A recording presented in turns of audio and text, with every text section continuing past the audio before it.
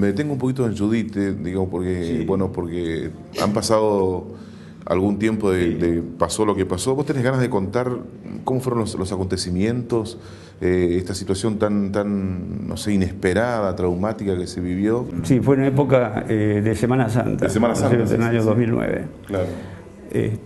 Bueno, ella venía de su tarea en la senaduría, aparte estuvo unos días previos en la ciudad de Salta porque había que preparar una asamblea de la Confederación Parlamentaria de las Américas. De la Copa, me acuerdo. La Copa que se hizo en Calafate, sí. pero había que preparar otra reunión en Salta.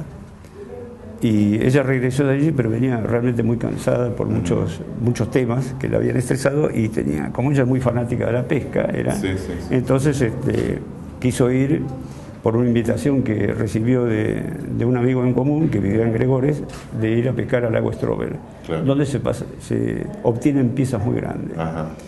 En realidad, íntimamente yo no tenía muchas ganas de ir ahí, pero bueno, fui para acompañarla y a llevarla además, así que era fundamental. Sí. Bueno, ahí nos integramos con... Este amigo iba a servir de guía, Ajá, como guía de pesca, porque tenía dos pescadores cordobeses que tenían mucho interés en ir al Strobel. ajá. Entonces, con el vehículo de él, ¿no es cierto?, que era una Toyota doble tracción, Sí. ¿no es cierto?, una 4x4, los pescadores cordobeses iban en otro vehículo, pero que en tándem con el que manejaba este amigo, y bueno, nos dirigimos al lago Strobel, Claro. que es un lugar muy inhóspito, ¿no es cierto? Y cuando llegamos a un río que había que vadearlo. ¿Ustedes ya conocían, habían estado en ese lugar? No. Porque ustedes conocen muy profundamente Santa Cruz, han estado en muchos lugares. Sí, nosotros hemos estado mucho tiempo, Sí. muchas veces en el lago Cardiel. Lago Cardiel. Pero en el lago Strobel no. El que conocía el lago Strobel, justamente este amigo que había ido varias veces ahí. El día era bastante gris y había y se veía que en los cerros, en las montañas que estaban hacia el oeste, estaba todo, digamos, con nubes muy grises. Ajá. Y cuando llegamos al río, el río había aumentado de caudal. Normalmente tiene 20 centímetros de profundidad, variarlo. Son como 15 metros. Se supone que se lo cruzaba sin inconveniente, digamos. Claro, pero cuando llegamos había cierto nivel mucho más alto. 60 centímetros, 50 centímetros, pero las Toyotas doble tracción son bastante altas. Sí. Así que este amigo, yo no conocía el lugar de ninguna manera, ni cómo es el nivel del río, pero él estuvo viéndolo con una varilla cuál podía ser.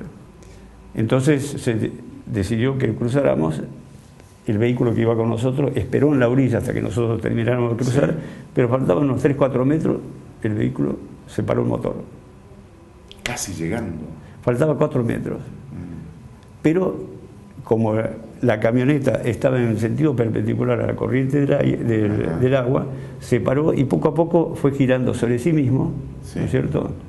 Se corrió unos metros, pero siempre quedó en posición vertical, o sea, en la posición que puede haber en un estacionamiento. Claro, se quedó ahí. Uno de los cordobeses se acercó con una soga para enganchar a la camioneta. Yo eso lo supe después. Pero cuando empezó a girar así, se le escapó la posibilidad de poder enganchar a la camioneta. Entonces, en ese momento, con el impulso del agua, la camioneta se vuelca hacia un costado, pero quedó en la misma posición prácticamente, no se movió del lugar. Del lado del conductor existía la posibilidad de salir. Judith iba en la parte de atrás, se corrió hacia el lado, digamos, en la misma posición del conductor.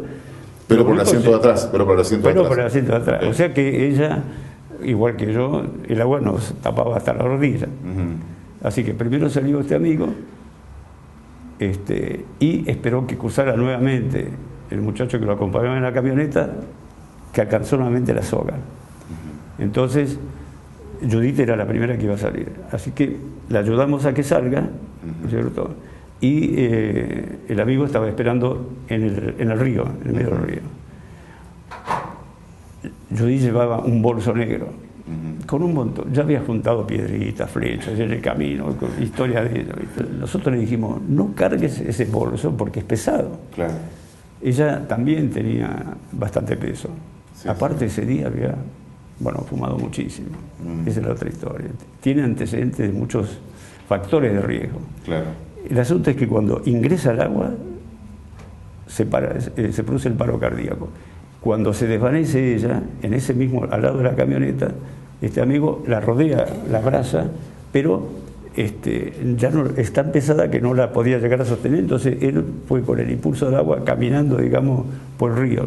En una curva tropieza, eso me lo cuenta él después, porque nosotros la perdimos de vista en la curva.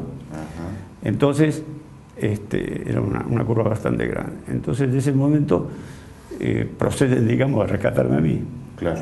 Entonces, me atan con la cuerda. ¿Vos estabas todavía dentro de la camioneta? Sí, dentro de la camioneta. Porque primero fue rescatar a Judith. Claro. Pero lamentablemente cuando ingresó al agua, de acuerdo a lo que me decían los cordobeses, se produce el paro cardíaco.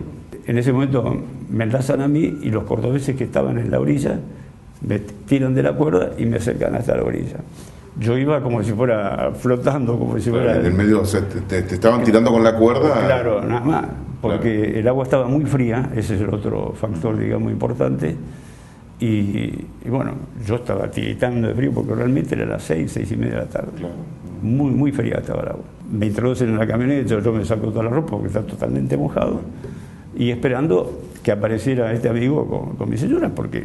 Claro. Yo ni sabía que se había producido esto. Ese episodio que ya no se la vio, claro. No, y aparte que se hubiera desvanecido. Ah, ok. Entonces, no sabías del paro todavía. Claro. Y entonces mi amigo a lo lejos hace como una seña y yo dije, bueno, no hay ningún problema. Se ve que dieron toda la vuelta y puedo salir. Pero al rato cuando aparece, viene sin ella.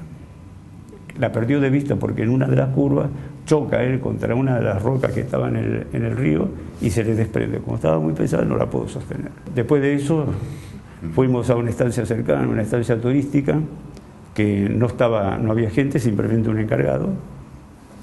Como ya de esto se había anoticiado Defensa Civil, Gregores y demás. Sí, empieza el operativo, digamos. Vino todo el operativo. Claro. Primero fue el diputado por pueblo, que vino, que era muy conocido de Judith. Y bueno, estuvieron rastreándola a la noche, pero muy difícil de poder, poder ubicar. Sí, sí. Claro. De alguna manera, estos son las primeras, digamos, el primer relato que uno haga públicamente, pero en aquel momento se inventaron cualquier cosa. Claro. Porque se inventó, por ejemplo, que yo viajaba, que era mi camioneta, que yo viajaba con mi hijo Pablo, o que todo eso fue hecho adrede para evitar que Judith fuera a Calafate, porque había una reunión con Kirchner y demás. Nada que ver. Una especulación terrible. Tremenda. A mí me llamaron de algunas FM, pero esta versión surgió en una FM de Mendoza, porque eso me lo cuenta una prima de Judith, que vino al velatorio. Todas las cosas que estaban diciéndose. En el diario Perfil hasta sale una historieta de cómo se produjo el accidente.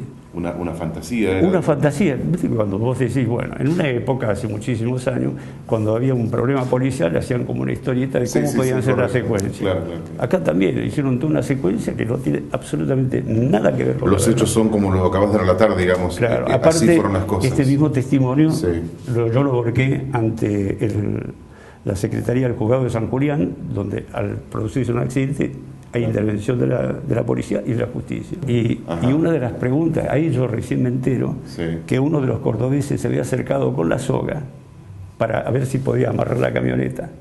Claro, que cuando se dio vuelta... Claro, exactamente. Cosa que me lo confirmó él. O sea, yo después fui a visitar a los dos cordobeses ahí a la provincia de Córdoba, en agradecimiento porque ellos por lo que hicieron en ese momento, claro. Y ellos me dijeron exactamente. Yo me enteré esto de los cordobeses que querían amarrarla a la camioneta en la Secretaría del Juzgado de San Julián.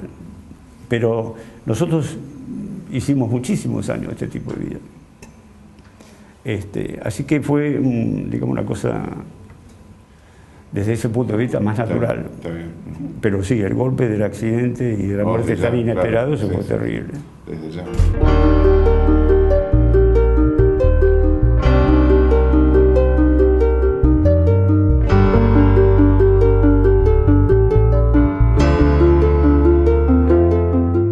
Emilio, ¿cómo ves Caleta hoy? ¿Qué te pasa cuando caminas las calles, ves? Y Caleta tuvo una transformación espectacular. A lo mejor para mi gusto demasiado rápido. Muy rápido. Claro, porque no te permite organizar bien en una ciudad que es, digamos que en este momento es un poco un caos, ¿no es cierto? Por lo menos desde el punto de vista del tránsito, desde el punto de vista de la cantidad de gente que hay. Bueno, por un lado es positivo porque se incrementó la población y de alguna manera eso permite que haya otro tipo de movimiento. Ahora, en general uno trata de que el mejoramiento, el progreso, el incremento poblacional no sea tan rápido. Porque lo que pasa es que uno en general trata de acompañar ese crecimiento con infraestructura, con recursos, servicios, muchas cosas para que sea un poco más ordenado. Pero evidentemente yo creo que ese es un problema no solamente de acá, sino del resto del país y del mundo también. Tu rol como profesor universitario, la universidad, ¿te gusta, te apasiona esto de dar clases? De alguna manera uno, al ser médico y ser médico de niños, que uno siempre trata de explicarle un montón de cosas a las madres sobre la enfermedad, sobre el control del niño, todas esas cosas, a uno le fue dando la idea de que uno podría enseñar y explicar cosas. Porque yo no soy docente de profesión, de que me haya hecho la carrera. Entonces con el tiempo, ese tipo de materia que yo estoy dando, primero daba una materia relacionada estrictamente con la salud, ¿no es cierto? Prevención, accidentes y demás.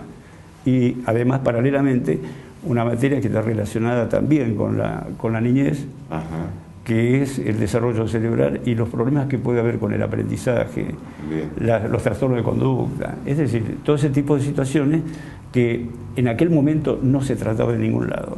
¿Y hoy qué materia das en la universidad? Y una materia que se llama neurobiología del aprendizaje. Y eso es muy importante porque todo lo que se refiere a los descubrimientos que hay a nivel del cerebro es fundamental.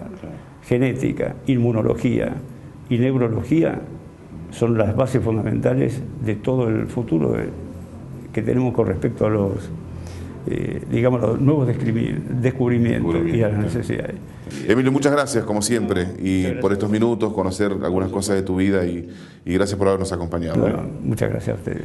Señores, el doctor Emilio Silvio Papusek con nosotros, un amigo de muchos años, y ha sido un gusto haber charlado una vez más con él para que ustedes conozcan algo más de la figura del doctor Papusek. Muchas gracias.